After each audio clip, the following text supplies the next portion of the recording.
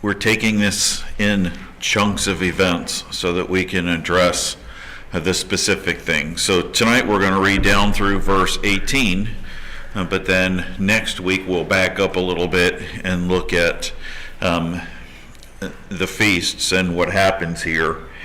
Tonight we're just going to look at the fighting. So starting in verse 5, we'll read down through verse 18. Thus the Jews smote all their enemies with the stroke of the sword, and slaughter and destruction, and did what they would unto those that hated them. And in Shushan the palace the Jews slew and destroyed 500 men. And Parshandatha, and Dalphon, and Asphatha, and Poratha, and Adaliah, and Aridatha, and Parmashta, and Arisia, and Aridella, and Vagisatha. That's a lot of bubbas, 10 of them. The reason I did that is in doing some reading, when the Jews observe Purim, they read the names of the 10 sons that were slaughtered on that day, and they read them in the same breath because they all died at the same time. And so I tried to honor their tradition there. Verse 10, the 10 sons of Haman, the son of Hammedatha, the enemy of the Jews, slew they, but on the spoil laid they not their hand. On that day the number of those that were slain in Shushan the palace was brought before the king. And the king said unto Esther the queen, the Jews have slain and destroyed 500 men in Shushan the palace, and the 10 sons of Haman. What have they done in the rest of the king's provinces? Now what is thy petition, and it shall be granted thee? Or what is thy request further, and it shall be done? Then said Esther, if it please the king, let it be granted to the Jews which are in Shushan to do tomorrow also according unto this day's decree. And let Haman's 10 sons be hanged upon the gallows. And the king commanded it so to be done. And the decree was given at Shushan, and they hanged Haman's 10 sons. For the Jews that were in Shushan gathered themselves together on the 14th day also of the month Adar, and slew 300 men at Shushan. But on the prey they laid not their hand. But the other Jews that were in the king's provinces gathered themselves together and stood for their lives, and had rest from their enemies, and slew of their foes 75,000, but they laid not their hands on the prey. On the 13th day of the month Adar, and on the 14th day of the same, rested they, and made it a day of feasting and gladness. But the Jews that were at Shushan assembled together on the 13th day thereof, and on the 14th day thereof, and on the 15th day of the same they rested, and made it a day of feasting and gladness. Let's bow for a word of prayer. Father, we thank you that we can look into your word and see the response that we have towards situations should be different than that of the world. And even when the law decrees us to do things we know we ought not to in your sight, what an incredible testimony it is, no matter what the world says about it, that we conduct ourselves knowing that we are being held to a higher authority. May we always seek to do what is right in your eyes. May it not be popular, it might not be to the extent of legality, but what is right in your eyes is always right. In Jesus' name we pray. Amen.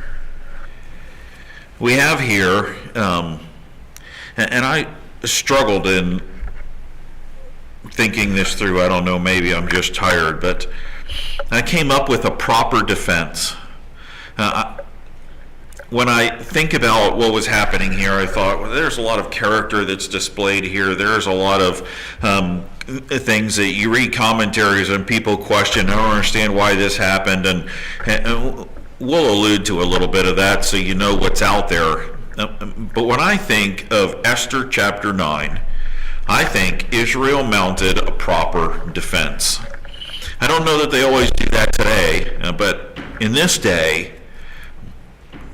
boy, you can't help I mean, I know there's all kinds of people that say they went too far on the second day in Shushan, and we're going to look at that because there are some things that are in God's Word here that give us clues that something was a little bit different that was going on in Shushan than what's going on in the rest of the provinces. But he starts off here in verse 5 with a general statement of their defense. And it tells us that God was at work behind the scenes. And you have to think that the nation of Israel, when the decree went out, you probably had more Mordecais throughout the land that are saying, well, God's going to raise up somebody and he is going to preserve us somehow. Don't know how, but he's going to preserve us somehow. But when you start to see all of the amazing reversals, the three of them, the biggies that happen in the book of Esther, you can't help but wonder if the Jewish nation isn't looking at this and saying, even though God's name isn't mentioned, he is at work behind the scenes. And so it's not just an accountability to Ahasuerus, it's an accountability to him. And the general statement that they start off here, it says, and the Jews smote all of their enemies. They smote them all. They killed the enemy. You say, why is that such a big deal? Well, to me it's a big deal because they didn't take any prisoners and they didn't torture anybody and they didn't ransom anybody. All of the things that the world often does to try and take advantage of a situation. You died or you didn't, and it was dependent upon if you were attacking the Jews and you were an enemy, then you died. And if you weren't attacking them and you didn't declare yourself to be an enemy, you didn't. And a lot of, you read down through chapter 9 here, and there's a lot of folks that want to kind of muddy the waters. Well, did they go too far? Why does it say? Why does it say? But you start off in verse 5, folks, and it's black and white. If you are an enemy of the Jewish people and you attack them, because that's the only way they were allowed to stand for themselves, then they killed you. And they did it quickly. It says here, stroke of the sword, and then it goes on and describes the two of the words that are used in the decrees, slaughter and destruction. Slaughter is one of those words. It means to put to death with deadly intent. But it's a word of overwhelming force, maybe. If there's a battle and you have folks and they're duking it out for a week and it doesn't seem like either side is making a lot of progress, you say, well, there were 1,000 people that were killed in that battle. But if you have a battle that only happens for a few hours and one side overwhelms the other side and wipes them out, you say, wow, they slaughtered them. We send an animal to a slaughterhouse with the intention that it isn't going to take days for them to overcome the animal and succumb it, right? We have phrases like shooting fish in a barrel. The intention here is that the Jews smote all their enemies with the stroke of the sword, and it wasn't a difficult thing for them to do. Mention it later, but they're going to say this many people died in Shushan, and then this many people died on the second day, and these are the people that died in all the 127 provinces, but you know what's missing? I don't see anywhere it says 4 Jews were killed in, and 3 Jews were killed in. It's a slaughter because you have 75,000 people killed in the 127 provinces, and you have 800 people that are killed in Shushan the palace, and God spared every last single Jewish person. It's the complete opposite of what the decree or the edict or the law was that went out that was supposed to be designed on that day. God is making a statement in the words that he is using. This is what man devised for my people. But I told them that I would bless them and that I would watch over them, and that's exactly what he's doing. And while you thought you were going to wipe out every last one of them, you read down through Esther chapter 9 and you didn't even get one of them, is what God's saying. He uses the word enemies.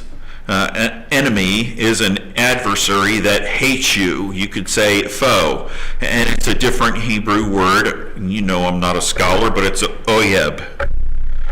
But then he goes on and it says that hated, and this is another different Hebrew word, saying, and it's strong emotion. And when you look at both of them, you can use both of them to describe an enemy or a foe. And so it's interesting that they choose to use two different words here, because what he's saying here is he wants to convey the emotion behind the action. In other words, these folks hated the Jews, considered them as foes, wanted to act with deadly intent. And that strong emotion moved them to strong action, and so they rose up against the Jewish people. But the result here is the Jews ended up having complete and total mastery of these folks with such strong emotion and strong desire to kill them.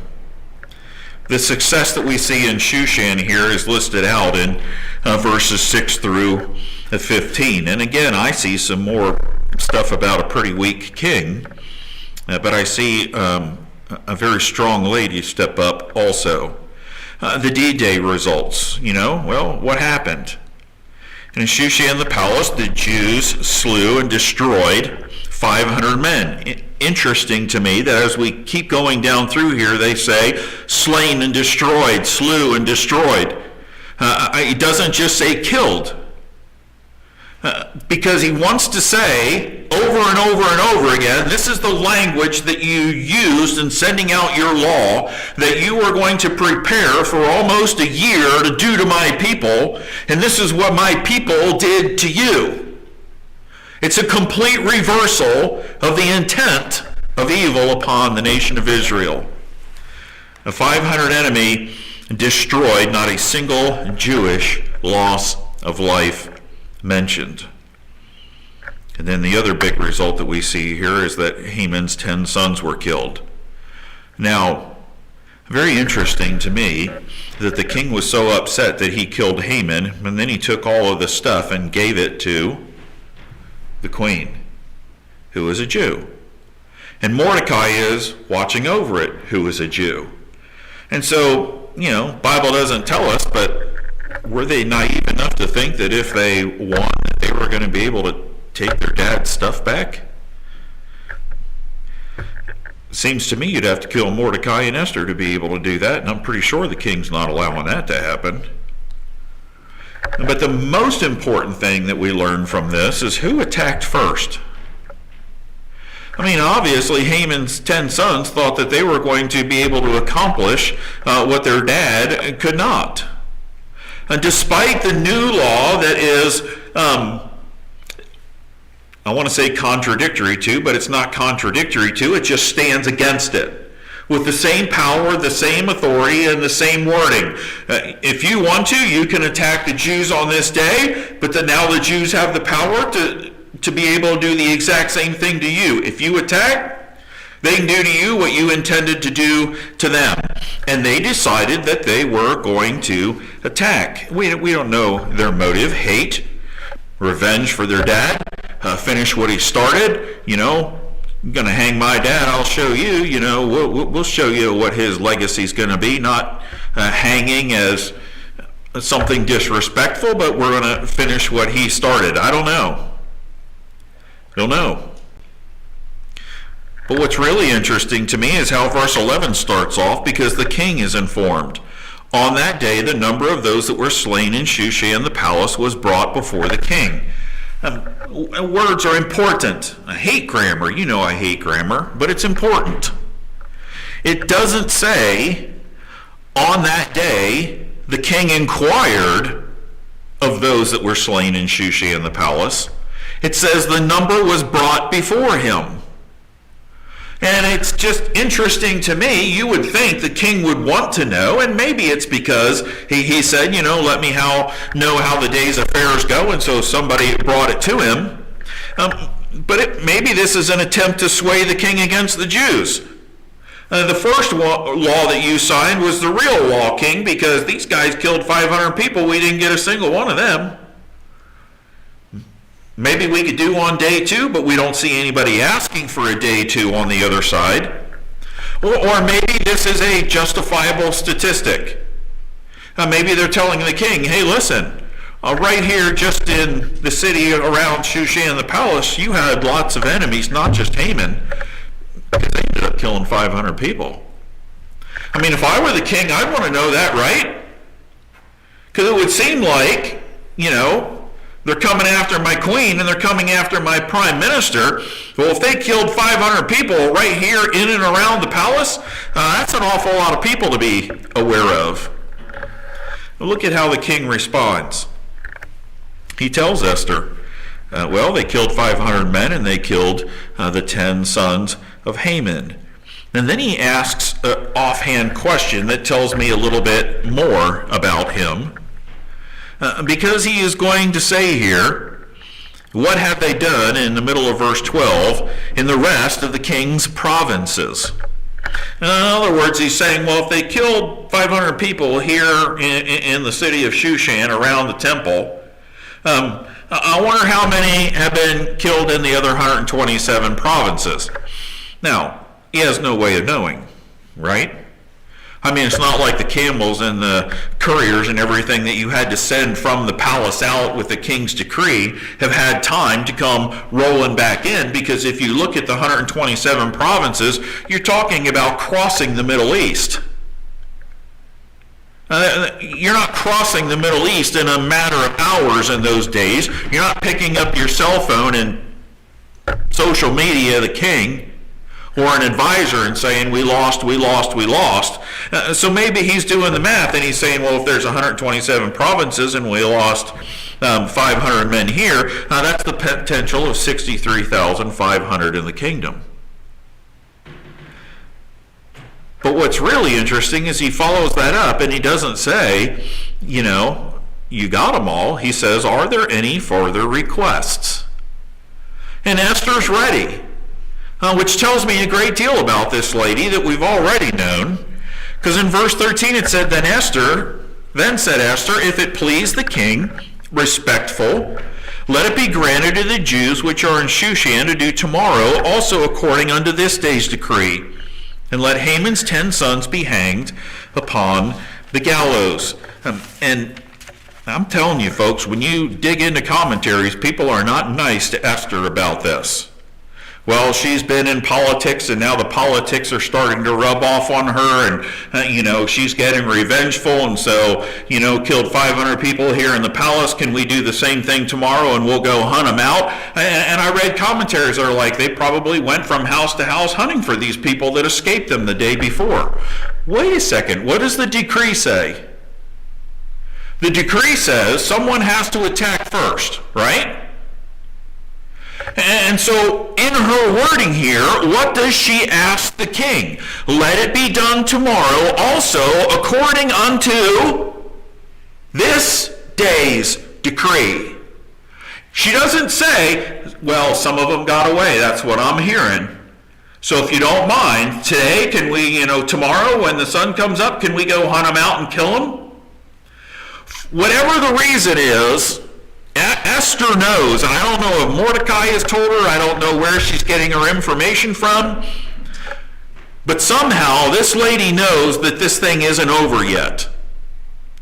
And she doesn't say, well, it's important to do it in the whole kingdom. You can't even get the letters out in a day, right? It's limited to Shushan only. It's the exact same wording as the day before. Defense only. So if the sun comes up tomorrow and nobody attacks, how many people die the second day? Nobody, right? It would be useless to have an edict for another day if you didn't think it was going to be needed another day. So there must have been some indication that this was not over.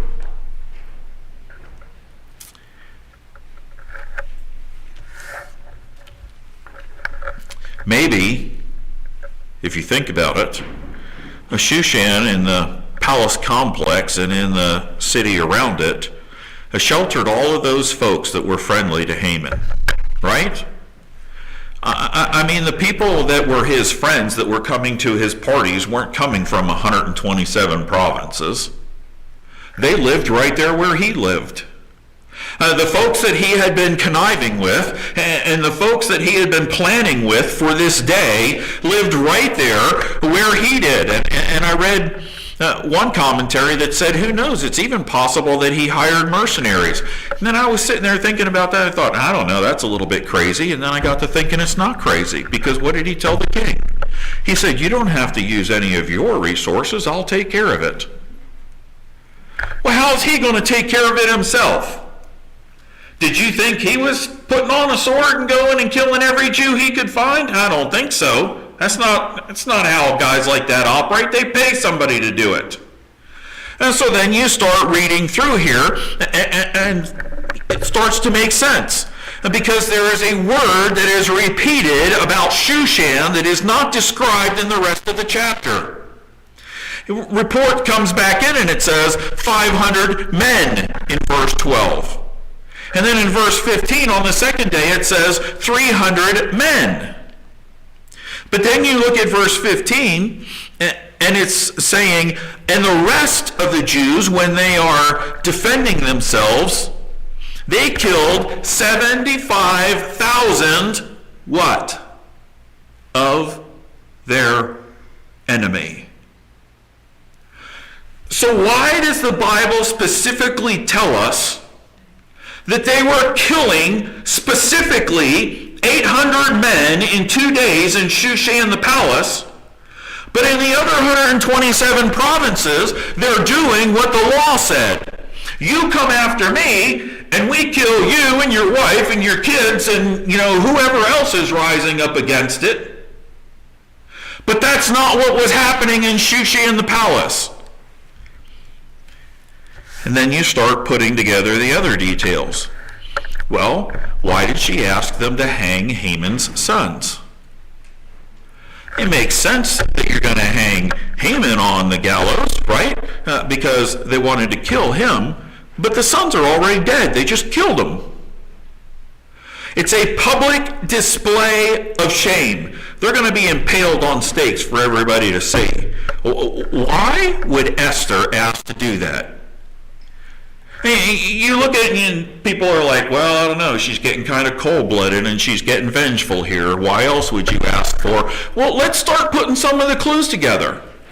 Because if she's asking for a second day, and if the Bible's telling us that they're only killing men, they're not killing families, and she's saying, you know what, we need to make a statement in and around Shushan, so let's take these 10 guys and impale them up there on the gallows for everybody to see. It seems that maybe she is trying to make a deterrent to anyone that's left over. You have to have the king's permission to impale somebody like that, right? That's why Haman went to the king, and that's why the king said, this is what you do, and so they ran out and they did it to Haman. It is a statement, hey, these guys were killed yesterday, but the king had them impaled for all to see. Are you really sure you want to do this on day 2? I can't help but believe that that's what's going on. And if it is paid soldiers that are in and around here, your leadership's dead. So where's your money coming from? 10 sons are sitting there hanging on a post and they're all dead, and it's for everybody to see. The other thing that I see here is the king agrees to both. He hangs this 10 kids impales them on the post, and then he publishes the decree. Here's another one of those things. You're reading commentaries and they're like, well, this is a secret decree because it only went out to Shushan. Why would the decree go to 127 provinces if it's only affecting the area of Shushan? And it's only going to reach how many provinces before it's over? They'll hear of the news of it. You don't have to publish the decree. This wasn't done in secret. Esther didn't ask for anything to be done in secret. This isn't a question mark on her character. This is an exclamation mark on her character. King, will you let us defend ourselves tomorrow also in the exact same way we did today? And by the way, can we? Yes, you can. So they hang him up there. If that doesn't stop them, let's publish the decree throughout the whole thing. If 500 people were killed today, are you getting up in the morning and doing it again? But in verse 15, we see the second day of fighting. 300 men died undeterred. Didn't matter about the decree. It didn't matter about the guys hanging there. They were bent on their own destruction.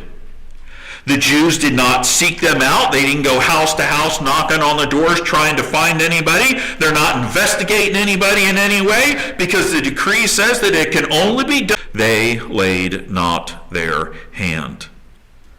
Now, character is revealed in Shushan because they only killed men and not families. I don't know. I'm thinking there seems to be a lot of evidence to the mercenary thing, because if you knew that they were family men, why wouldn't you do what the law says and wipe out everybody?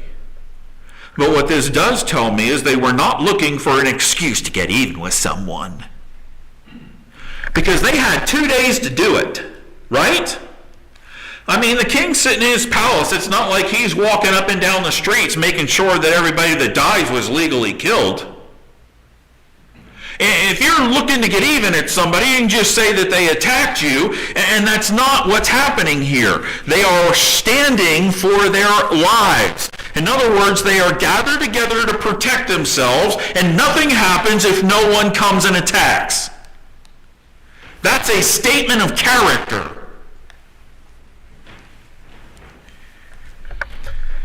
And you start to put more things together about Shushan the palace, because Mordecai was a very respected man for the stand that he took against Haman and for his godly principles that he lived by despite the political flow. And he gets promoted and he becomes a greater and greater individual, it tells us in the first 4 verses. And then it says he was feared. And that means he's greatly respected. And so if you have Mordecai who's greatly respected, and then you got to go back and look at the passages of how Esther comes to power as the queen, and you realize that over and over and over again it says, and they loved Esther. And so they were, you get your first pick of this, and you need anything else to go with you, and you get the first pick when you come back into the women's building, and I'm going to give you these wonderful ladies. And you got folks running back and forth between her and Mordecai. They liked Esther. They loved Esther. She ingratiated herself to people. She was one of those folks that you would like. And so 2 of the most important people on the Shushan complex, even though they were Jews, were very highly thought of. It just seems like the fighting was a whole lot different in and around the palace than it was in the rest of the 127 provinces.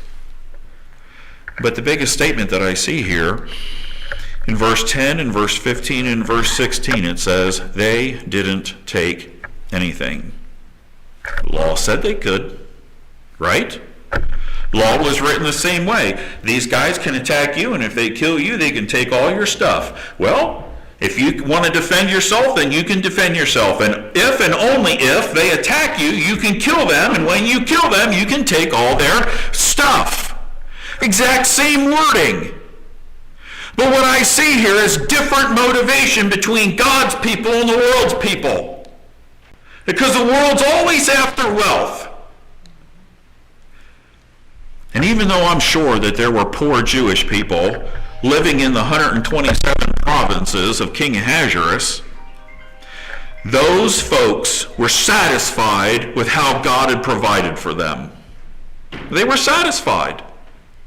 Paul speaks of it all the time. I am content. Whether I am abounding or whether I am abased, I am content because I realize that that is how God is working in my life, and that is how he is providing for me at the time period. And there were probably some poor Jewish folks there who would have loved to get a hold of some stuff and improve their situation, and they did not. And I can't help but wonder if they're not seeing God at work in the reversals of this book. Jewish lore tells us that it's the Amalekite descendants that rose up against them on the 13th day of Adar. No way of knowing that. But if it's true, then they finally wiped out the Amalekites. That was supposed to happen all the way back in Samuel's day, right? Because isn't that what Saul was sent to do?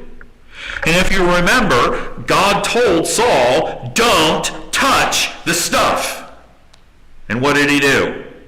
He kept the best and brought it back. And that's what God was so angry with him over. You took the stuff, and Saul got in big trouble for it, right? His kingdom was taken from him because he did not obey what God told them to do. And I can't help but wonder if here are all these people hundreds of years later in a similar type of a situation, and they're probably telling each other, listen, God is at work and he is moving and he is blessing us, and if we want to be blessed, then we can't go violating his word. Don't touch the stuff. Over and over and over again, when they conquered the promised land, they were told, don't touch the stuff, don't touch the stuff, because I'll take care of you. And it's amazing that Jews throughout 127 provinces all acted in the same accord. They didn't touch the stuff. It is an evidence of great restraint. And it's a proof of the fact that it was defense only. When they were attacked, they stood for their lives. I want you to notice something else, though. Because this king hasn't always been good to them, right? I mean, if God isn't raising up people and sending out another edict, he very easily signed a law to wipe them all out and let somebody take all their stuff. And yet, in verses 16 and 17, we see over and over and over again that they obeyed the law.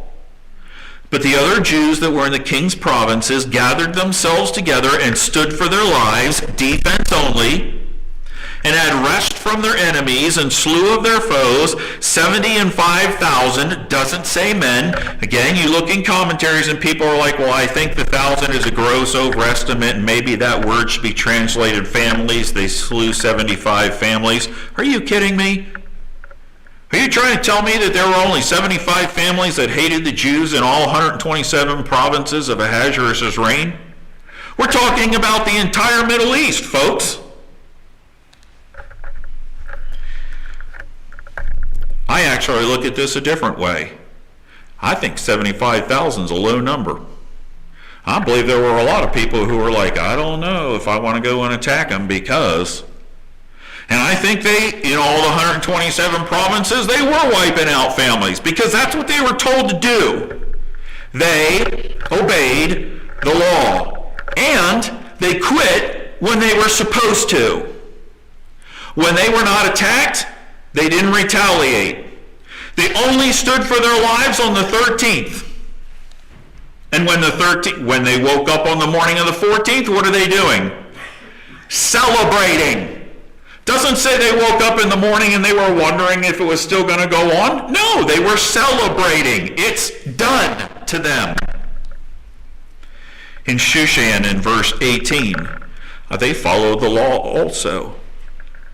But the Jews that were at Shushan assembled together on the 13th day thereof and on the 14th day thereof, because there were two different decrees that went out. In the 15th day of the same, they rested and celebrated. Men only in Shushan, they followed the law, defense only in Shushan, on the proper days only, and they quit when they were supposed to, and then they celebrated what God had done for them. I don't see how you can read Esther chapter 9 and not say, good on you, God's people. It's a powerful, powerful statement of testimony, in my opinion. From the queen and the prime minister down to the least little one running around in whatever the 127th precinct is. Probably would have been like Dickinson County. Ahasuerus' baby. But you know what? They still obeyed the law. And they conducted themselves in a way that honored God as he showed up and blessed them. And the amazing thing is, his name isn't even mentioned in the book. It's just like you know who's behind it all. We'll look at the feast next week.